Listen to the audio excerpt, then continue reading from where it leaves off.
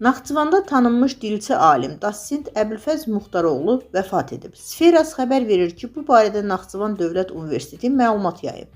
Qeyd edək ki, Əbülfəz Muxtaroğlu Quliyev 1939-cu il iyunun 1-də Naxçıvan Muxtar Respublikasının Şahbuz rayonunun Zərnətün kəndində anadan olub. O, orta təhsilini Bicənək kənd 7-lik məktəbində və Çarşahbuz 11-lik məktəbində alıb. 1963-cü ildə Lenin adına Azərbaycan Pedaqoji İnstitutunun Azərbaycan Dili və Ədəbiyyat ixtisasına qəbul olub.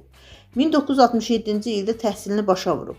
1971-ci ilə də Şahbuz rayon aşağı Qışlaq kənd orta məktəbində ixtisası üzrə müəllim işləyib.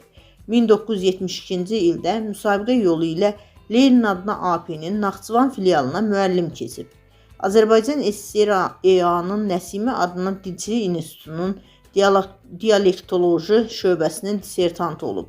Azərbaycan dilinin şahbuz şivələrinin leksikası mövzusunda namizədlik işi müdafiə edərək filologiya üzrə fəlsəfə doktoru elmi dərəcəsi alıb.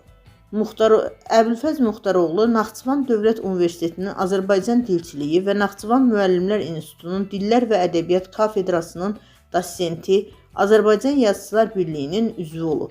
Allah rəhmət eləsin.